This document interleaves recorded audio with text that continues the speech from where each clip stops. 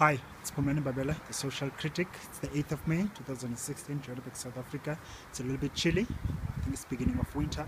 Today I want to warn the youth why they should refrain from voting for the EFF. Before we even talk about the EFF, we need to talk about the ANC Youth League, because they got expelled from the ANC Youth League. So we're going to quickly examine why they were expelled from the ANC Youth League, because you need to understand the nature of these people. Before we even talk about the EFF, we need to discuss that. It's very important. The reason why they were expelled from the EFF because they committed a serious transgression. They wanted to incite a war between South Africa and Botswana. Don't take my word for it. Go to any search engine and then you type in Malema regime change Botswana. So the guy went to Botswana. He wanted the ANC Youth League. Him and Floyd Shibambu, they wanted to overthrow the government in Botswana. So they wanted to incite the youth, something similar to an Arab Spring. So they wanted to do that. The reason why they wanted to do that, they honestly believe that the Botswana is a client state of the USA. So it's actually a threat to Sub-Sahara, which is just nonsense.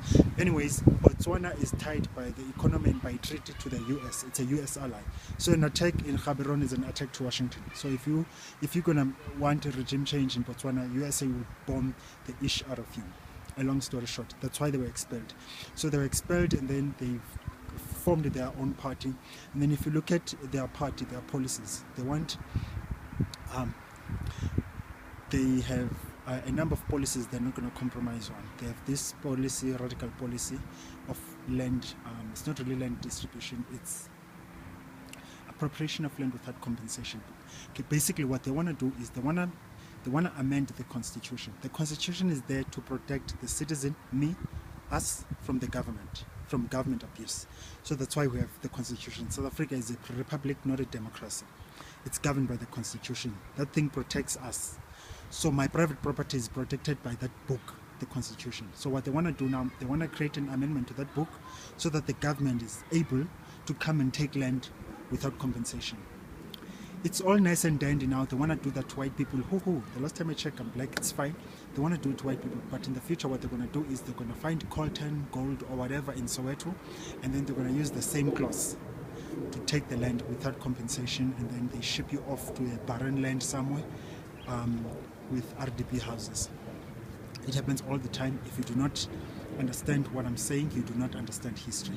Last month, Malema went to Al Jazeera and then he incited a civil war. Basically, he said he's going to remove him and his comrades, the fighters, the EFF fighters, they're going to remove the president with through a barrel of the gun. Basically, they want to incite civil war. Do not support people who incite civil wars. Listen to them. They're not hiding it.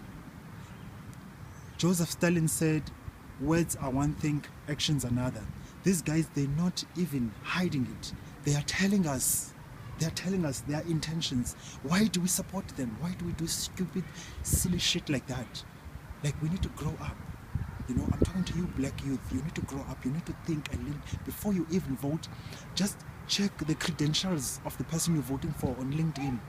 Just check what can they offer to you. Don't just support. If someone says, yeah, we're going to get land, we're going to take this land from these guys and give it to you, don't go like, yeah, we're going to get land for free. Doesn't work like that. Look at Zimbabwe. Zimbabwe, what they did was, the ZANU-PF got all the nice farms. And then people got the shitty farms, the barren land. Most people in Zimbabwe, they have farms and they've never set foot on them because it's some far, far away Bundu at the border of Zimbabwe. You know what I'm saying? So we need to be careful. We need to understand a government is a dangerous servant. We shouldn't really trust politicians. They lie. And to be quite frank, if politicians didn't lie to us, we were not going to vote for them. You know what I'm saying? So leave a comment. Let me know what you think. But please, man, let's just think a bit, you know. Cheers, bye.